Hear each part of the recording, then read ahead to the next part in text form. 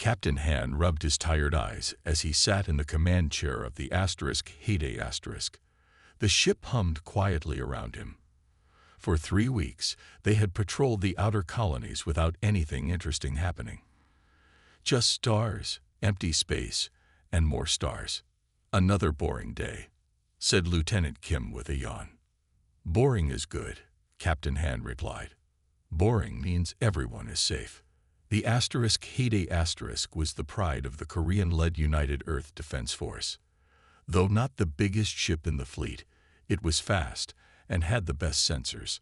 Its job was to watch the edges of human space and make sure no one caused trouble. Officer Jisoo suddenly sat up straight at her station. Captain, I'm picking up something big on long-range sensors. Han turned to her. How big? Very big, sir. Much bigger than us. At least 20 times our size. The bridge went quiet. Humans had been in space for nearly 100 years, but they had never met aliens. They knew aliens must exist somewhere in the vast universe, but no one had found them yet. Put it on screen, Han ordered. The main screen showed a massive ship. It was dark gray with blue lights running along its sides. Its shape reminded Han of a giant arrowhead pointing right at them. Is it coming toward us? Han asked. Tai, the sensor officer, nodded. Yes, sir. Directly toward us. Fast. Han took a deep breath. If this was first contact with aliens, it would be the most important moment in human history. He needed to handle it right. Jisoo, open all standard greeting channels. Send our first contact package. Every human ship carried a special message designed by Earth's best minds. It contained basic math, images of humans, greetings in all Earth's languages, and simple explanations of human culture. The package was meant to show aliens that humans were peaceful and intelligent. Message sent, Captain, Jisoo said. The bridge crew waited. Minutes passed with no response. They've received it, Jisoo confirmed. But no answer yet. Han frowned. Try again. Maybe they don't understand. Before Jisoo could send another message, the screen flickered and changed. An alien face appeared. The creature had 6 eyes arranged in a circle on its face. Its skin was gray-blue and looked smooth like polished metal. When it opened its mouth to speak, Han saw rows of small, sharp teeth. Primitive vessel, the alien said in perfect English, surprising everyone. You are trespassing in space that now belongs to the Vectra Empire. Han stood up straight. This is Captain Han of the United Earth Defense Force, ship *Heyday*. We did not know this space belonged to anyone. We come in peace and wish to establish friendly relations. The alien made a sound that might have been laughter. Peace. Relations? You misunderstand your position, small mammal. The Vectra do not make relations with lesser species. We claim what we want, and right now we want this sector and its resources. Han kept his face calm, though he felt a cold anger growing inside him. This sector contains 3 human colony worlds with millions of people. We have lived here for generations. Then they should prepare to serve new masters, the alien replied. Or leave. Or die. It matters little to us. Lieutenant Kim stepped closer to Han. Sir, I'm getting energy readings from their ship. I think they're powering weapons. Han nodded, but kept his eyes on the alien. We have no quarrel with you. Surely there is enough space for both our peoples to. Enough. The alien cut him off. I am Commander Zeth of the Vectra Empire. We have conquered 17 species across 12 systems. Your technology is primitive. Your ships are tiny. Your weapons are toys compared to ours. Zeth leaned closer to the screen. All 6 eyes blinked at different times, creating an unsettling effect. We will give you one chance because we are efficient. You have 30 Earth days to surrender the 3 colony worlds in this sector. If you refuse, we will take them anyway, and we will not be gentle. Han felt every eye on the bridge watching him. This was not how anyone had imagined first contact would go. Commander Zeth, I urge you to reconsider. Humans are peaceful. but we defend our own. Zeth made that strange laughing sound again. A warning. How amusing. Let me respond with one of my own. The screen went dark. Seconds later, the Heyday shook violently. Red warning lights flashed everywhere. We've been hit, Kim shouted. Port side communication array is gone. Shields holding at 62%, Tay reported. That was just a small weapon, Captain. Sensors show they have much bigger ones. Han gripped the arms of his command chair. Damage report. Communications damage, but not completely out, Jisoo said. Life support stable. No casualties. The alien appeared on screen again. That was a sample, Captain. A taste of Vectra power. The next will cut your ship in half. Han kept his voice steady. Attacking a peaceful vessel is an act of war, Commander. War implies both sides have a chance of winning, Zeth replied. This is not war. This is pest control. His 6 eyes all blinked at once. 30 days, Captain. Then we begin clearing these worlds for proper use. You may go now and deliver our message to your leaders. The connection cut off. The alien ship turned away, moving with surprising speed for its size. Should we pursue, sir? Kim asked, his hand hovering over the weapons controls. Han shook his head. No, the Heyday is no match for that ship, not alone. He looked around at his crew. They were angry, scared, and confused all at once. Jisoo, send a priority message to Earth Command. Include everything that just happened. Every word, every scan, every detail. Yes, sir, she said, fingers already flying over her console. Han turned to Ta. I want to know everything about that ship. Its weapons, defenses, weaknesses, everything. Working on it, Captain, Tai replied. Han sat back in his chair, his mind racing. In a few minutes, everything had changed. Humanity was not alone in the universe, and their new neighbors were hostile. Captain, Kim said quietly, coming to stand beside him. What will Earth do? Those colonies have nearly 4 million people. Han's eyes hardened. We won't surrender them, that's for sure. But you saw their ship, Kim said. Their technology is far beyond ours. Technology isn't everything, Lieutenant, Han replied. Humans have faced extinction before. Many times. Ice ages, plagues, world wars, climate collapse. Each time, we survived because we refused to give up. He looked at the empty screen where the alien had been. These Vectra have made a serious mistake. What's that, sir? Asked Kim. They've threatened us, Han said simply. Throughout human history, we've accomplished our greatest feats when backed into a corner. These aliens think they know what humans are. He stood up and looked at his crew. They have no idea what's coming.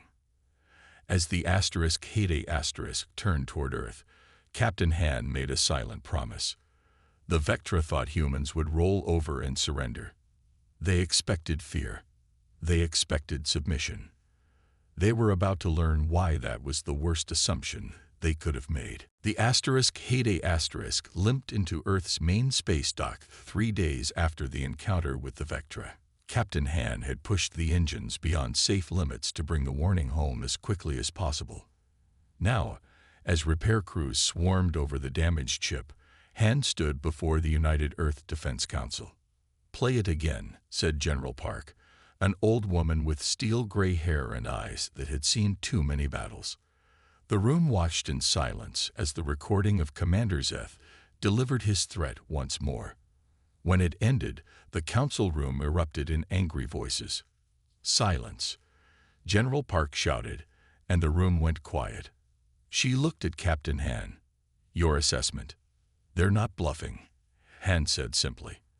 Their ship outclasses anything in our fleet, and that was just one ship. Do we surrender the colonies? Asked a council member. General Park's face hardened. We do not. But if their technology is so advanced. Another began. Then we get creative, cut in a new voice. A small woman with round glasses walked into the room. She carried a tablet and wore a lab coat with the name Dr. Lee printed on it. General Park nodded at the newcomer. "This is Dr. Lee, head of Advanced Weapons Research. Doctor, what do you have for us?" Dr. Lee tapped her tablet, and a hologram appeared in the center of the room. It showed a strange device shaped like a sun with rays extending outward. "Project Sunstorm," she said. "A weapon we shelved 3 years ago because it was too dangerous." "What does it do?" Han asked. "It disrupts energy fields," Dr. Lee explained in simple terms. "Most advanced shields and weapons use similar principles. Sunstorm creates a pulse that scrambles these fields temporarily." General Park frowned. "Will it work against alien technology?" "Based on Captain Han's scans of the Vectra ship, I believe so," Dr. Lee said. "Their shields show the same basic patterns as our theoretical models for advanced energy barriers." "How many can you build in 30 days?" General Park asked. Dr. Lee pushed her glasses up. "With unlimited resources, maybe 5 large units for our biggest ships and 20 smaller ones." General Park turned to the council. "Then that's what she gets. Unlimited resources." One council member stood up. "What about diplomacy? Maybe we can still talk." "They don't want to talk," Han interrupted. "You saw the recording. They see us as pests to be removed." General Park nodded. "Captain Han is right. We prepare for war while appearing to consider their demands. Dr. Lee will have everything she needs." She looked around the room. "What else do we have?" A man named Jun, head of fleet operations, spoke up. "We have 300 military ships and over 1,000 civilian vessels that could be converted." "Do it," ordered General Park. "I want every ship armed and ready in 20 days." "What about the colonies?" asked another council member. 4 million people can't be evacuated in 30 days. General Park's expression grew grim. "They won't be. We defend them where they stand." She turned to Captain Han. "Your ship will be repaired in 5 days. I'm giving you command of our fastest vessels. Your job is to gather intelligence. I need to know everything about these Vectra, their numbers, their weaknesses, anything we can use." Han nodded. "Yes, General." As the meeting ended, Dr. Lee approached Han. "Captain, I'd like your sensor officer to join my team. The data she collected from the Vectra ship is invaluable." "Take her," Han agreed. "Ta is the best we have." Over the next 2 weeks, Earth transformed. Factories that once made cars now produced weapons.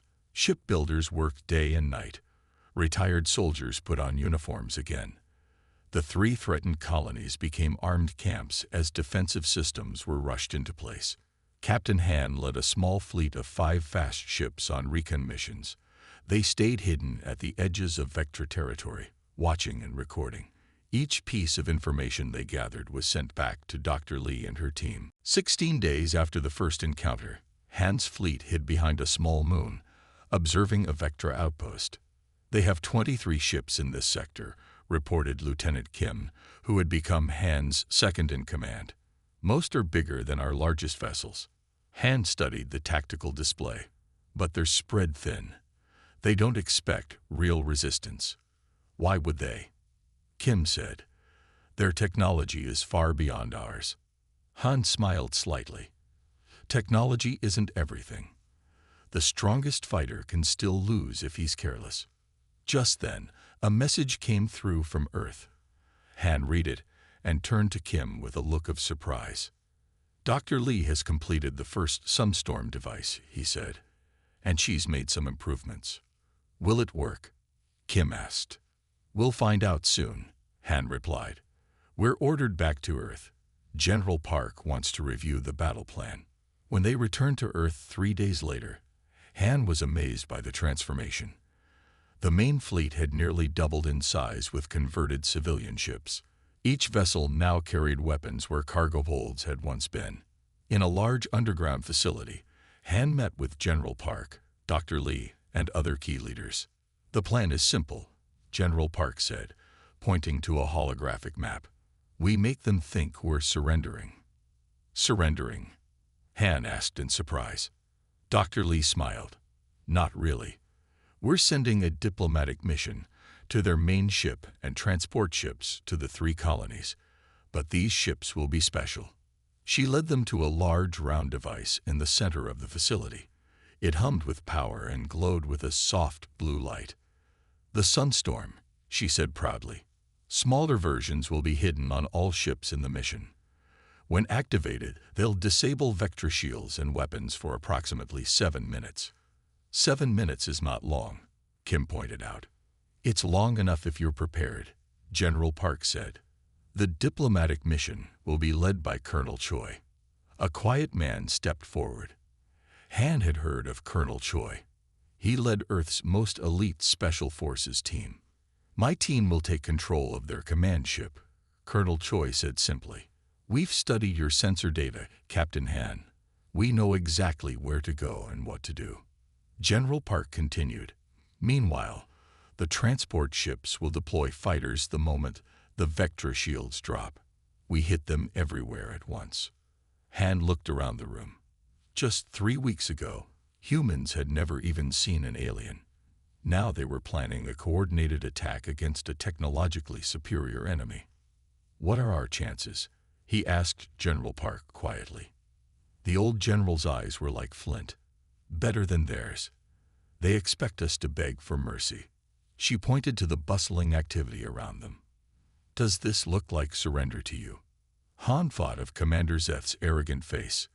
The alien had called humans small mammals and dismissed their technology as primitive. He had threatened millions of human lives without a second thought. When do we move? Han asked. In 5 days, General Park answered. 1 day before their deadline. You'll command our main fleet near the largest colony. Your job is to protect the civilians while our special units do their work.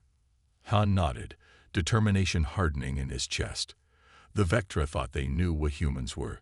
Weak, primitive, easily conquered. In 5 days, they would learn how wrong they were. As Han left the meeting, Dr. Lee stopped him. Captain, there's something else you should know. She lowered her voice. We've been monitoring Vectra communications. They've done this before, to many worlds. They always follow the same pattern. Which is? Han asked.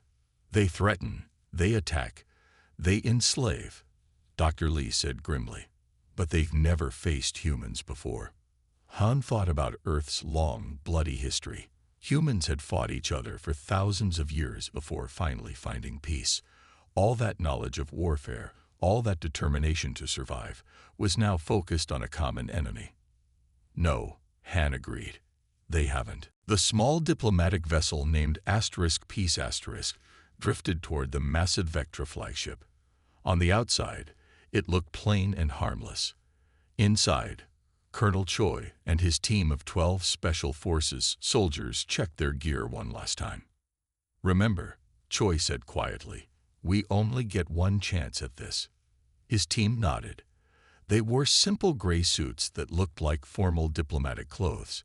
Hidden in the fabric were thin but strong armor plates. Each team member carried small weapons that could be easily hidden.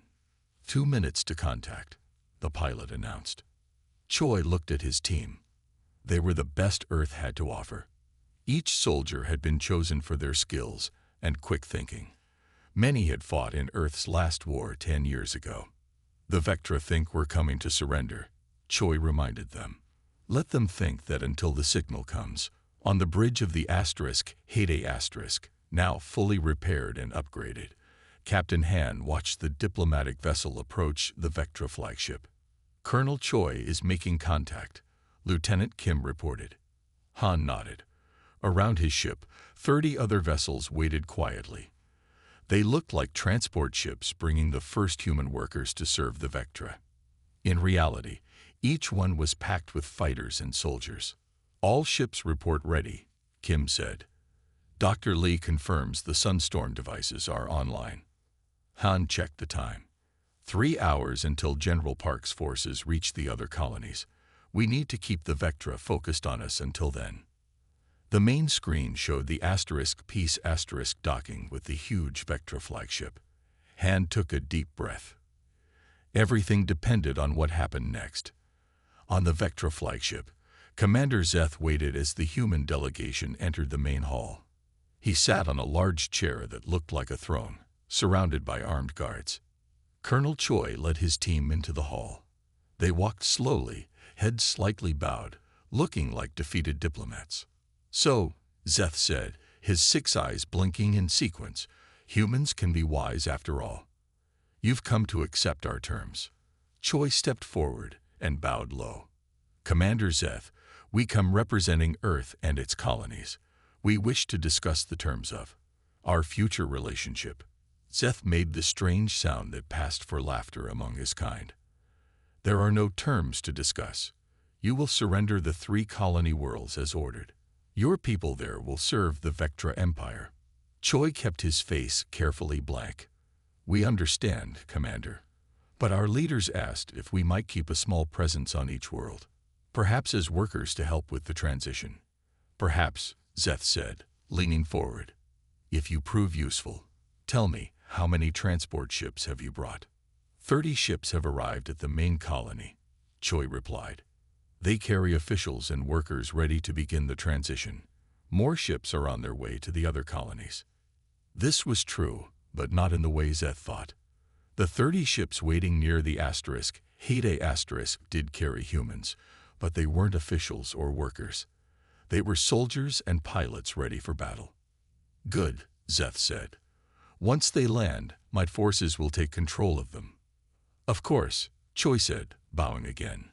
"May I present my team? They are experts in human resources and can help coordinate the surrender." As Choi introduced each member of his team, they spread out around the room. The Vectra guards watched them, but didn't seem concerned. Why would they fear unarmed humans who had already given up? Meanwhile, near the main colony world, Captain Han received a message from General Park. "Our forces are in position at the other colonies," she reported. "Dr. Lee is standing by with the Sunstorm activation." Han checked the tactical display. The Vectra had 5 large warships orbiting the main colony. Dozens of smaller vessels patrolled the space around them. None of them were paying much attention to the human transport ships. "Signal Colonel Choi," Han ordered. "Operation begins in 10 minutes." On the Vectra flagship, a small device hidden in Colonel Choi's pocket vibrated once. He looked at Commander Zeth, who was still talking about how humans would serve the Vectra Empire. "There is one more thing, Commander," Choi said, interrupting Zeth. "A gift from Earth."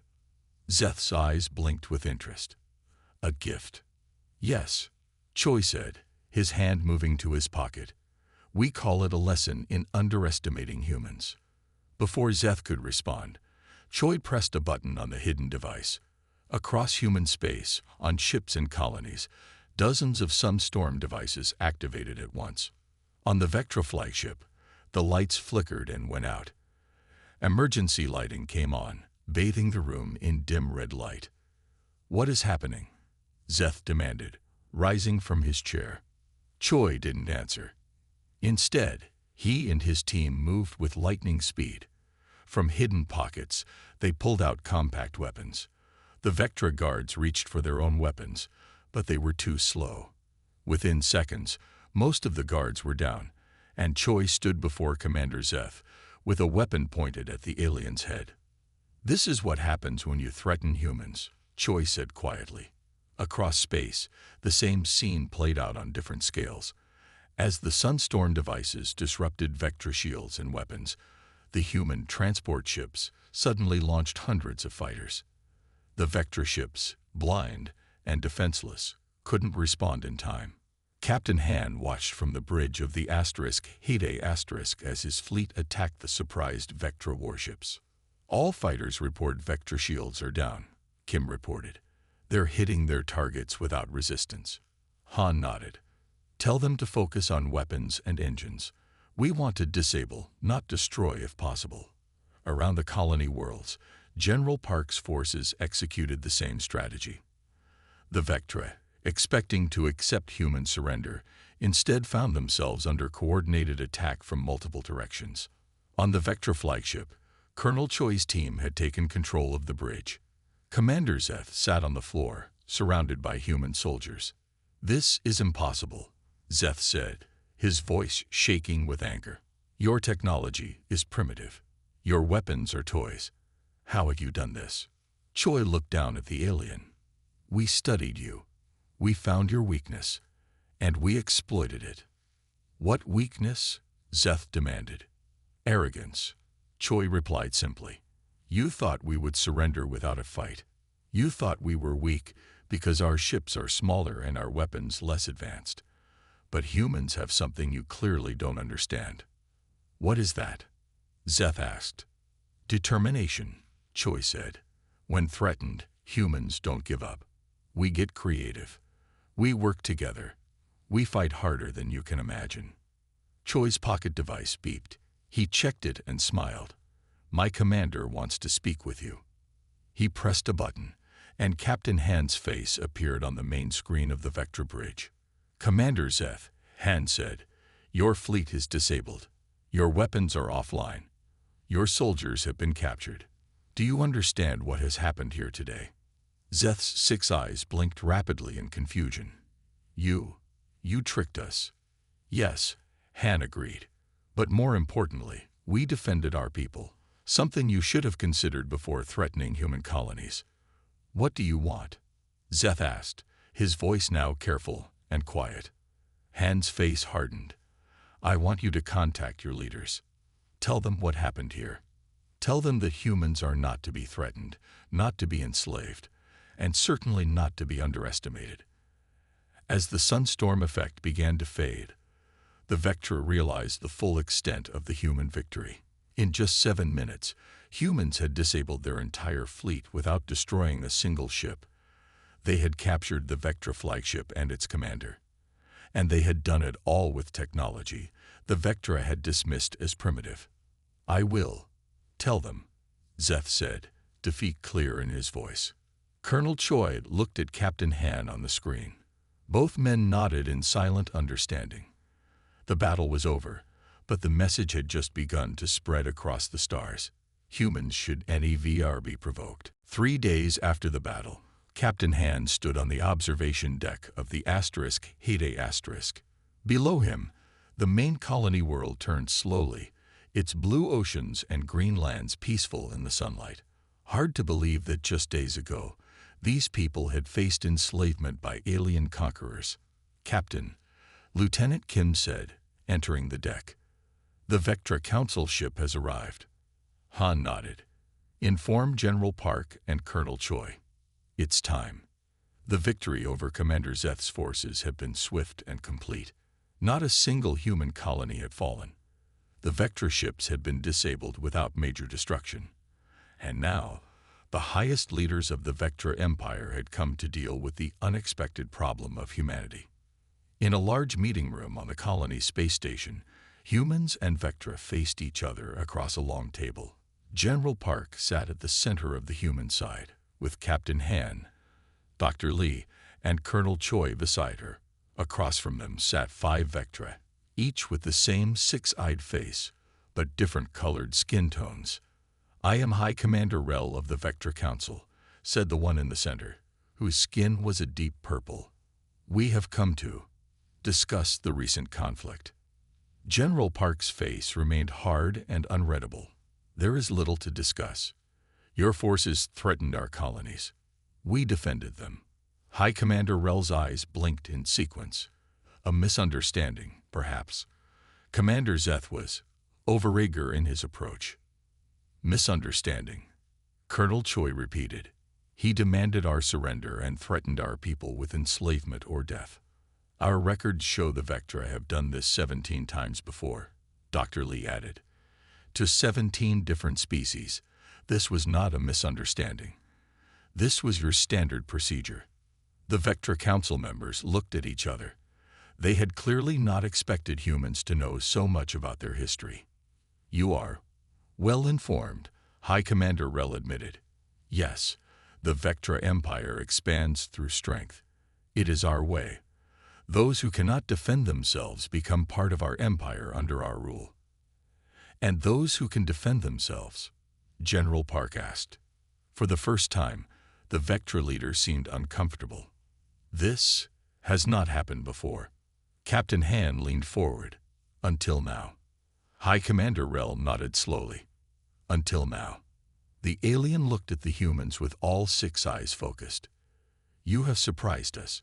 Your technology appeared primitive, yet you defeated our best forces. We did, General Park agreed. And we can do it again if necessary. That won't be necessary, another Vectra Council member said quickly. We wish to reconsider our approach to human space. General Park smiled slightly. Good. Here are our terms. She pushed a tablet toward the Vectra. High Commander Rel picked it up and read it, all 6 eyes widening. These are unusual terms, the alien said finally. They are the only terms we will accept, General Park replied. Captain Han watched the Vectra carefully. The terms were simple. The Vectra would recognize all human colonies as sovereign territory. They would enter into fair trade agreements rather than conquest. And most importantly, they would never again threaten any human world. We have never signed such an agreement before, High Commander Rel said. You've never needed to, Colonel Choi pointed out. Until now, you've only encountered species that couldn't fight back effectively. Dr. Lee adjusted her glasses. Consider it a learning opportunity. The Vectra Council members spoke to each other in their own language for several minutes. Finally, High Commander Rel turned back to the humans. We will agree to these terms, the alien said. The Vectra Empire will recognize human space and establish peaceful relations. General Park nodded. Wise decision. As the formal agreement was prepared, Captain Han stepped out of the meeting room. He needed a moment alone. The past month had been the most intense of his life, from first contact to all-out war to this unexpected peace. He found a quiet spot by a window overlooking the colony. Millions of people down there would sleep safely tonight because humans had refused to surrender. Captain Han turned to see a young Vectra approaching. This one's skin was light blue, and they seemed less confident than the council members. I am Lek, Junior Abe to the council, the alien said. May I speak with you? Han nodded. Of course. Lek seemed to struggle with words. I have studied many species in my role, but humans, you are different. How so? Han asked. Most species, when faced with superior technology and numbers, calculate the odds and surrender, Lek explained. It is logical. It preserves life. Humans calculate too, Han said. We just include different factors in our math. Such as, Han thought for a moment. Freedom, dignity, the future of our children. These things are worth fighting for, even against bad odds. Lek's eyes blinked in what Han was beginning to recognize as confusion. But your ships were smaller, your weapons less powerful. How could you be confident of victory? We weren't, Han admitted. But here's something about humans you should understand. Throughout our history, we faced extinction many times. Ice ages, plagues, world wars, climate disasters. Each time, we survived not because we were the strongest, but because we refused to give up. Han looked out at the colony below. When Commander Zeth threatened these people, he didn't understand what he was doing. He wasn't just threatening some random colony. He was threatening everything we've built, everything we care about. And humans become very dangerous when you threaten what they love. Lek was quiet for a moment. The Council has studied your history since the battle.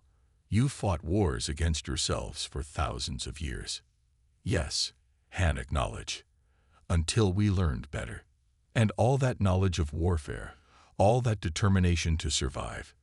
You turned it against us when we threatened you, Lek said, understanding dawning in those alien eyes. We did, Han agreed. Though we tried to minimize casualties, we could have destroyed your ships instead of just disabling them. Why didn't you? Lek asked. Because we've learned something else throughout our history, Han explained. Enemies can become allies, given the chance. Today proves that. Back in the meeting room, the agreement was signed. The Vectra Council and human leaders stood together as historic allies rather than enemies. "There is one more thing," High Commander Rel said before departing. "We have encountered a species beyond your territory. They are called the Dracs, and they are less reasonable than even the Vectra." General Park raised an eyebrow. "A warning?" "Information," Rel corrected. "Perhaps useful to new allies." After the Vectra departed, Captain Han met with General Park, Colonel Choi, and Dr. Lee one last time. "Do you think they'll honor the agreement?" Kim asked. "They will," Han said confidently.